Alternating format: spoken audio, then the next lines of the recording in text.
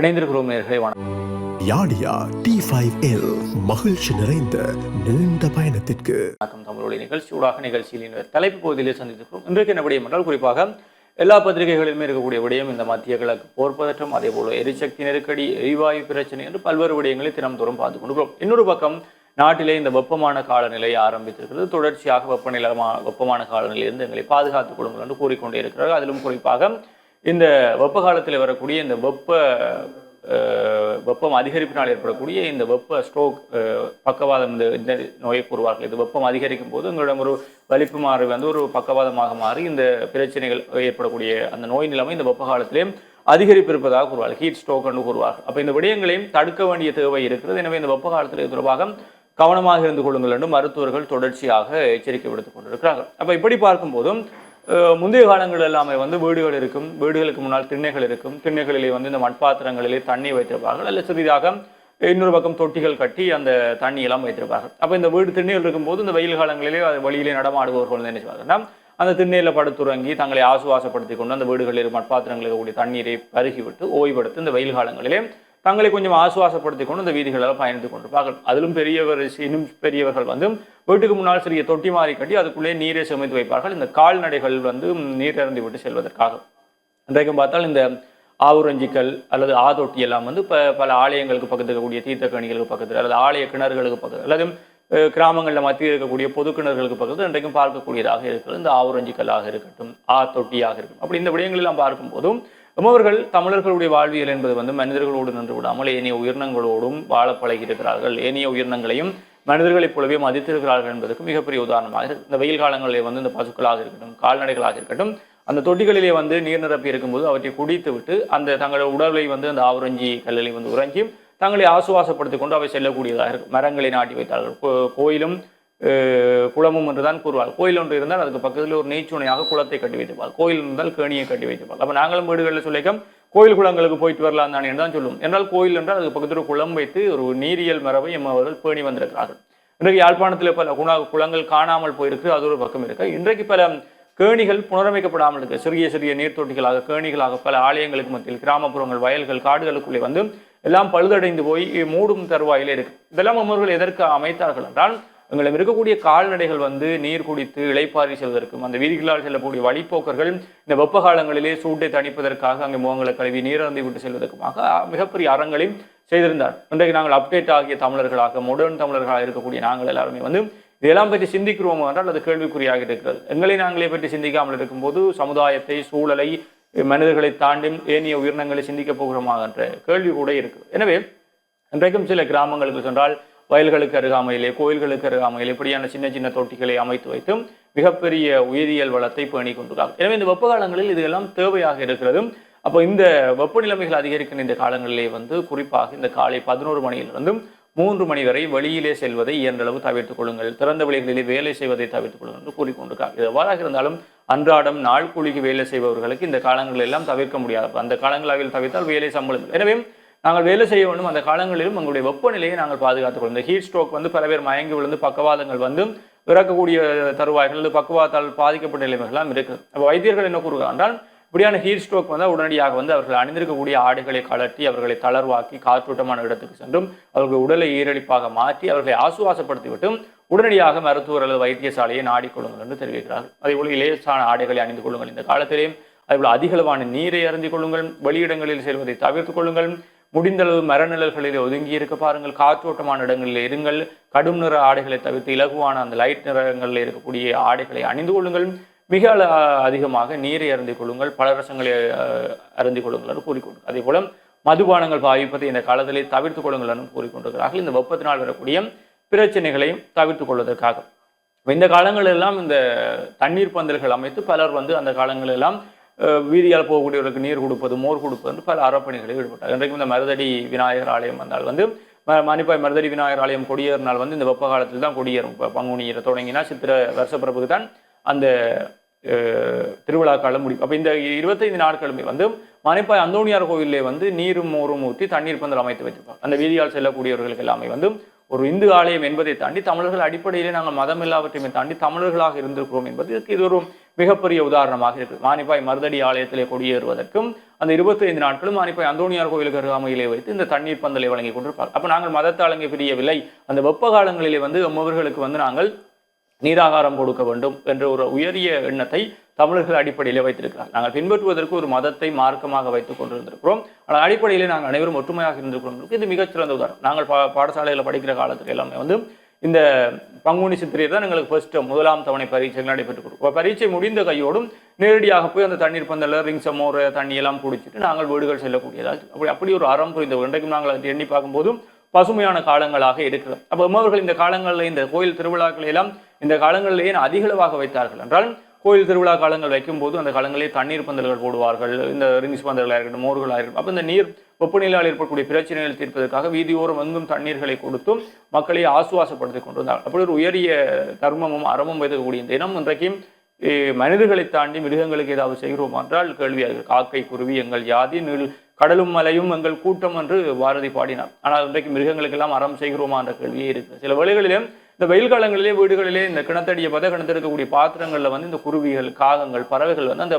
பாத்திரங்களை தட்டி கிணத்தடி வாளியை தட்டி சத்தம் கேட்கக்கூடியதா இருக்கும். அதெல்லாம் என்னத்துக்கு செய்கிறேன்னு பார்த்தா நீர் அருந்துவதற்காகத்தான் செய்கிறது. அப்போ இன்றைக்கு மனிதர்களுக்கு நாங்கள் தேவை என்றால் மினரல் தண்ணி இல்லாட்டி மினரல் வாட்டர், ஃபில்டர் வாட்டர் வாங்கி குடிக்கிறோம், மினரல் வாட்டரை வாங்கி குடிக்கிறோம், போத்தில் அடைக்கப்பட்ட தண்ணீரை குடிக்கிறோம். ஆனால் பறவைகள் எங்கே போய் ஃபில்டர் வாட்டரை வாங்கும், எங்கே போய் போத்தில் அடைக்கப்பட்ட தண்ணீரை வாங்கும், எப்படி போத்தலை திறப்பார்கள் என்ற கேள்வி இருக்கிறது. எனவே காடுகளுக்குள்ளே மிருகங்களுக்காக தொட்டிகள் அமைத்து நீர் வழங்கினாங்க. அப்ப மிருகங்கள் இன்றைக்கு எப்படி தண்ணீர் இருந்தும் என்ற கேள்வி. மனிதர்கள் என்பதை தாண்டி இந்த வெக்கை காலங்களிலே அவையும் உயிரினமாகத்தான் இருக்கிறது. சமூக வலைத்தளங்களே பல விடயங்களை பார்க்கக்கூடியதாக இருக்கிறது. இந்தியாவில் சீமான் கூட இந்த விடயங்களை பேசிக் கொண்டிருப்பார். ஒரு குரங்கு தண்ணீர் போத்திலே திறந்து தான் தண்ணி குடிக்கும். பாம்புக்கு தண்ணியால் தாகத்தழுகக்கூடிய பாம்பை கண்டால் படையும் நடுங்கும் என்பாங்க. ஆனால் ஒரு பாம்பு தண்ணீருக்காக கெஞ்சி அந்த மனிதன் ஊற்றக்கூடிய தண்ணீரை அவனோட காலுக்குள்ளே சுருண்டு இருக்கக்கூடிய அதுவும் நாகப்பாம்பு இருக்கு. இப்படி பல்வேறு விடயங்களை பார்க்கக்கூடிய நீர் இல்லாமல் பல உயிரினங்கள் இறந்து போனால் நாங்கள் இறந்து போவோம் என்பது தெரியாமல் நாங்கள் வாழ்ந்து கொண்டிருக்கிறோம். எனவே ஒரு பக்கம் நாங்கள் இந்த வெப்ப காலத்தில் எங்களை பாதுகாக்க வேண்டிய தேவை இருக்கு, இன்னொரு பக்கம் தமிழர்களுடைய அடிப்படையாரமாக இருக்கக்கூடிய உயிர்மை நேயத்தையும் பாதுகாக்க வேண்டியது. எனவே இன்றைக்கு புதிய பிரதேச சபைகள், புதிய பிரதேச செயலங்களாக இருக்கட்டும், இந்த பிரதேச சபை உறுப்பினர்களாக இருக்கட்டும், உங்கள் பிரதேசங்களுக்கு கூடிய இந்த சின்ன சின்ன கேணிகள் பல இடங்கள் இந்த செம்மணி தாண்டி வரணும்னா அந்த மூலையர் ஒரு கேணியின் அது பாலடைஞ்சு மரம் வளர்ந்து மரங்கள் குப்பையில் விழுந்து குப்பை ஓடும் இடமாக மாறி கொடுக்கும். இப்படி எல்லா கிராமங்களிலுமே சின்ன சின்ன சுனைகள், சின்ன சின்ன கேணிகள், சின்ன சின்ன தொட்டிகள் அமைத்து வைத்துகள் அதெல்லாம் கவனிப்பாரட்டு இருக்குது. அவற்றெல்லாம் புனரமைத்து விட்டால் எங்கள் பிரதேசங்களிலே கால்நடைகளுடைய வளர்ச்சி அதிகரிக்கும், எம்மவர்களுக்கு இந்த வெப்பத்தால் வரக்கூடிய பிரச்சனைகள் பாதுகாக்கக்கூடியதாக இதெல்லாம் உணர்ந்து சூழலியல் அரசியலை அல்லது சூழலியல் சமூக சேவைகளை யார் எடுக்கப் போகிறார்கள் என்ற கேள்விதான் இன்றைக்கு இருக்கக்கூடிய மிகப்பெரிய அரசியலாக இருந்து கொண்டிருக்கிறது.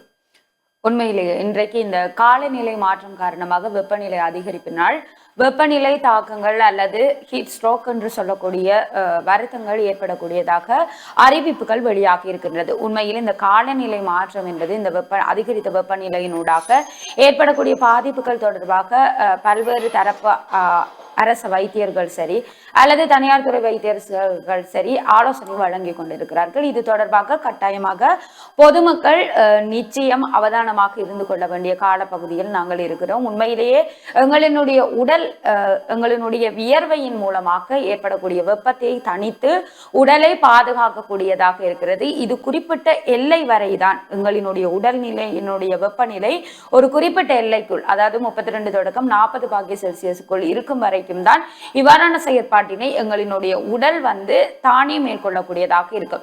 40 பாகை செல்சியஸுக்கு மேலாக செல்லும் பொழுது, அதாவது 104 பாரனைட்டை தாண்டும் பொழுது எங்களினுடைய உடல் உறுப்புகள் தானாகவே இந்த வெப்பநிலையினால் உடல் உள்ளக உறுப்புகள் பாதிப்புகளை ஏற்படுத்தக்கூடியதாக இருக்கும். இதன் அடிப்படையில் ஹரி குறிப்பிட்டிருந்தது போல ஹீட் ஸ்ட்ரோக் என்று சொல்லக்கூடிய விடயங்கள் கூட ஏற்படக்கூடிய அபாயங்கள் இருப்பதாக மருத்துவர்கள் தெரிவித்து வருகின்றார்கள். இவ்வாறாக ஒரு இடத்திலே ஒருவருக்கு ஹீட் ஸ்ட்ரோக் ஏற்பட்டிருக்கிறது என்றால் என்ன செய்ய வேண்டும் என்று பார்த்தால் அவரை முதலில் குறிப்பாக ஒரு காற்றோட்டமான நிழலான இடத்திற்கு மாற்றி அவர் அணிந்திருக்கக்கூடிய உடைகளை தளர்த்தி விட்டு ஈரலிப்பான உடையை அவருக்கு மாற்ற வேண்டும். அதன் பின்னர் அவர் மயக்கமான நிலையில் இருப்பாரானால் அவருக்கு தண்ணீர் வழங்கக்கூடாது. உடனடியாக அருகில் இருக்கக்கூடிய வைத்தியசாலைக்கு அவரை அழைத்து செல்ல வேண்டும் என்று மருத்துவர்கள் கருத்துக்களை வெளியிட்டிருக்கிறார்கள். எனவே இந்த பேருந்துகளிலேயே பிரயாணம் செய்யக்கூடியவர்கள், பொது போக்குவரத்திலே ஈடுபடக்கூடியவர்களுக்கு உங்களுக்கு இவ்வாறான சிக்கல்கள் ஏற்படக்கூடியதாக இருக்கும். ஏனென்று சொன்னால் இந்த அதிகரித்த வெப்பநிலை என்பது உங்களுக்கு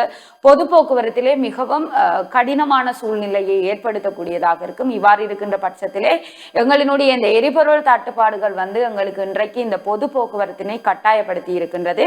எனவே முடிந்தவரை பொதுமக்கள் இது தொடர்பாக அவதானமாக இருந்து கொள்ளுமாறு கேட்டுக்கொள்கிறோம். முடிந்தவரை உங்களினுடைய நீராகாரங்களாக இருக்கலாம், உணவாக இருக்கலாம், உடை பாதுகாப்பு, நீங்கள் செய்ய வேண்டிய நடவடிக்கைகள் தொடர்பாக கட்டாயமாக விழிப்புடன் செயற்பட வேண்டிய கடப்பாட்டில் இருக்கிறீர்கள்.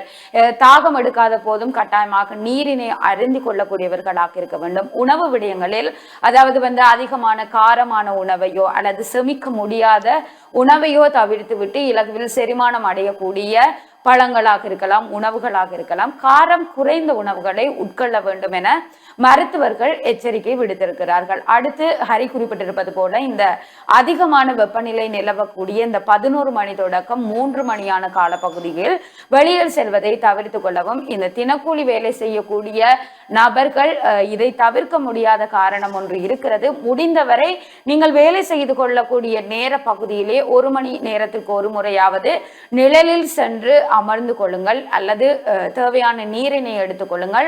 அதிக நீர்ச்சத்துள்ள உணவுகளை எடுத்துக்கொள்ளக்கூடியவர்களாக இருக்க வேண்டும். உண்மையிலேயே முன்னரெல்லாம் இந்த கோயில்களிலே வேப்ப மரமாக இருக்கலாம், அரச மரமாக இருக்கலாம், பல்வேறு மரங்கள் வைக்கப்படும்.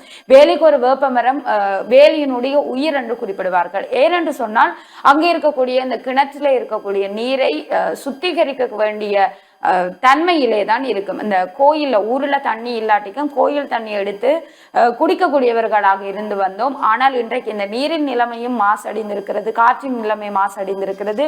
இன்றைக்கு இந்த ஏற்பட்டிருக்கக்கூடிய இந்த பாதிப்புகள் பல்வேறு வகையினதாக இருக்கக்கூடியதை நாங்கள் அவதானிக்கக்கூடியதாக இருக்கிறது. எனவே இந்த வெப்பநிலை காலகட்டத்திலே இந்த பெற்றோர்கள் சற்று கவனமாக இருக்க வேண்டும். இந்த சிறுவர்களுக்கு வழங்கக்கூடிய இந்த பிளாஸ்டிக் பொத்தல்களிலே தண்ணீரை வழங்க வேண்டாம். மற்றது பிளாஸ்டிக் பெட்டிகளில், அதாவது நீங்கள் வழங்கக்கூடிய லஞ்ச் பாக்ஸ் பிளாஸ்டிக்கினால் மேற்கொள்ளப்பட்டிருக்குமானால் அது தொடர்பாகவும் சற்று கவனமாக இருந்து கொள்ளுங்கள். ஏனென்று சொன்னால் இந்த அதிக வெப்பநிலை நிலவக்கூடிய காலகட்டத்திலே இந்த பிளாஸ்டிக்குகளிலிருந்து வெளியாகக்கூடிய பிபி என்று சொல்லக்கூடிய நச்சுத்தன்மையிலான ரசாயன கழிவுகளாக இருக்கலாம், அல்லது இந்த நுண் பிளாஸ்டிக் வடிவங்கள் உள்ளே உருகி போகக்கூடிய தன்மை கூட ஏற்படக்கூடியதாக இருக்கும். எனவே முடிந்தவரை ஸ்டெயின்லெஸ் ஸ்டீல்ஸ் என்று சொல்லப்படக்கூடிய அதன் மூலமாக தயாரிக்கப்பட்ட போட்டில்ஸாக இருக்கலாம், அல்லது இந்த பிளாஸ்டிக் தவிர்ந்த ஏனைய தண்ணீர் போத்தல்களை பிள்ளைகளுக்கு வழங்கக்கூடியவர்களாக நீங்கள் இருந்து கொள்ளுங்கள். ஏனென்று சொன்னால் இந்த காலகட்டத்திலே பிளாஸ்டிக் பாவிப்பதும் ஒரு தடையான விடயம் அல்லது தவறான விடயமாக இருக்க வேண்டும். ஏனென்று சொன்னால் அதுவும் உங்களுக்கு உடலுக்கு பாதிப்பை ஏற்படுத்தக்கூடியதாக இருக்க முடியும். அடுத்தது இந்த உணவு விஷயத்திலே சற்று கவனமாக இருந்து கொள்ளுங்கள். இந்த வெள்ளரி பழமாக இருக்கலாம், தர்பூசணி பழமாக இருக்கலாம், இவ்வாறு அதிக நீர்ச்சத்துள்ள பழங்களை முடிந்தவரை எடுத்துக்கொள்ளுங்கள். அடுத்து இந்த காலையிலே எழும்பி இந்த வெந்தயம் விழுங்கிக் கொள்வது அல்லது கற்றாழை விழுங்குவது, இவ்வாறு எங்கள் முன்னோர்கள் பல்வேறு முறைமைகளை, எங்களுக்கு உணவே மருந்தாக இருந்த காலம் இருந்தது. எனவே அவர்கள் பின்பற்றிய முறைமைகளை ஒவ்வொரு நாளும் நாங்கள் செய்யாவிட்டாலும் இவ்வாறு இந்த இடர்காலங்களாக அறிமுகப்படுத்தப்பட்டிருக்கக்கூடிய இந்த வெப்பநிலை காலங்களில் ஆகுவது நாங்கள் மேற்கொள்ளக்கூடியவர்களாக இருக்க வேண்டும். எனவே எங்களினுடைய உணவு விடயங்களில் கட்டாயமாக நாங்கள் கவனத்தை எடுத்துக்கொள்ள வேண்டும். தாகம் எடுக்காவிட்டாலும் முடிந்தவரை தண்ணீரை அருந்தி கொள்ளக்கூடியவர்களாக நாங்கள் இருக்க வேண்டும். ஒரு நாளைக்கு 2 தொடக்கம் 3 லிட்டர் தண்ணீராவது கட்டாயமாக நாங்கள் அருந்த வேண்டும். நீர் அருந்தினால்தான், ஏனென்று சொன்னால் இவ்வாறான வெயில் காலங்களிலே எங்களுக்கு வியர்வை மூலம் அதிகளவு நீர் இழப்பு ஏற்படக்கூடிய தன்மை இருக்கிறது. எனவே முடிந்தவரை நீரினை அதிகமாக எடுத்துக்கொள்ளக்கூடியவர்களாக இருக்க வேண்டும். அடுத்து இந்த உடை விடயங்களில் கவனமாக இருந்து கொள்ளுங்கள். அதிகமாக வெளிர் நிறமான உடைகளை அணிந்து கொள்ளுங்கள். இந்த கருப்பு சிவப்பு என்ற கடும் நிறத்திலான உடைகளை அணிந்து கொள்ள வேண்டாம். அடுத்து நீங்கள் வெளியில் செல்லும் பொழுது கட்டாயமாக இந்த நேரத்தில் செல்ல வேண்டும் என்ற ஒரு கட்டாயம் இருக்கின்ற பட்சத்தில் மட்டும் பகல் நேரங்களில் வெளியில் செல்லக்கூடியவர்களாக இருக்க வேண்டும். அவ்வாறு செல்லும் பொழுது உங்களினுடைய உடலை பாதுகாக்கக்கூடிய குடையாக இருக்கலாம், தொப்பியாக இருக்கலாம், இவ்வாறு எந்த விடயமாக இருந்தாலும் அதனை உங்கள் கைகளோடு எடுத்து செல்லக்கூடியவர்களாக இருங்கள். குறிப்பாக உங்கள் வீட்டிலே இருக்கக்கூடிய பெரியவர்களும் சிறுவர்கள் கர்ப்பிணி தாய்மார்கள் மீது கட்டாயமாக கவனம் செலுத்தக்கூடியவர்களாக இருக்க வேண்டும். இந்த கர்ப்பிணி தாய்மார்கள் எல்லாம் அதிகளவு நீரினை அருந்திக் கொள்ளுங்கள். நீர்ச்சத்து நீர்ச்சத்துள்ள உணவை உண்டு கொள்ளுங்கள். மற்றது இந்த பெரியவர்கள் குறிப்பிட்ட நேரத்திலே வெளியில் செல்வதை தவிர்த்துக் கொள்ளுமாறு கேட்டுக்கொள்கிறோம். எனவே இந்த இடர்கால நிலைமையினை கட்டாயமாக நாங்கள் தான் எங்களினுடைய நடவடிக்கைகளை குறைத்து கொண்டு பாதுகாக்க வேண்டிய கடப்பாட்டிலே இருக்கிறோம். எனவே நேய சொந்தங்களுக்கு நாங்கள் குறிப்பிடக்கூடிய விடயம், சற்று விழிப்புணர்வுடன் நாங்கள் செய்யக்கூடிய சில விடயங்களை தவிர்த்து விட்டால் நாங்கள் இந்த நிலைமையினை எதிர்கொண்டு விடலாம் என்பதைத்தான் குறிப்பிடக்கூடியதாக இருக்கும். இல்லையா ஹரி? நிச்சயமாக. அப்ப இந்த விடயங்களை கவனத்தில் எடுத்துக்கொண்டு அனைவரும் செயற்பட வேண்டிய தேவை இருக்கிறது. குறிப்பாக இந்த காலங்களிலே வெப்பம் அல்லது வெப்பநிலை அதிகரிப்பால் ஏற்படக்கூடிய பாதிப்புகள் எங்களையும் அதே போல இந்த சூழலையும் சூழல் இருக்கக்கூடிய ஏனைய உயிரினங்களுக்கும் அறம் செய்து வாழக்கூடிய பெரிய இனமாக தமிழர்கள் இருக்கிறார்கள் என்பதையும் கருத்தில் கொண்டு அனைவரும் செயற்படுங்கள். முடிந்தளவு உங்கள் வீடுகளிலே குழந்தைகளுக்கும் இந்த விடயங்களை சொல்லிக் கொடுங்கள். குறிப்பாக இந்த காக்கை, குருவி, ஏனைய விலங்குகளுக்கும் நாங்கள் நீர் வைத்து இந்த உயிர்மை நேயத்தை பாதுகாக்க வேண்டும் என்ற விடயத்தை, அதை தாண்டியும் முடிந்தளவு இந்த வழியில் செல்லக்கூடியவர்கள் நீர் அருந்த பழகிக் கொள்ளுங்கள். குறிப்பாக இந்த நாள்கூலிகளுக்கு செல்லக்கூடியவர்கள் முடிந்தளவு அதிக அளவு நீரை அருந்து கொள்ளுங்கள் என்பதைத்தான் நாங்களும் கூறிக்கொண்டு நாங்களும் உங்களிடம் விடைபெற்று செல்ல போகிறோம். மற்றும் ஒரு நிகழ்ச்சியில் உங்களை சந்திக்கும் வரை உங்களிடம் விடைபெற்று செல்லும் நான் மற்றும் உங்களின் கரிகரன் மற்றும் திவ்யா விஜயபாஸ்கரன். நன்றி.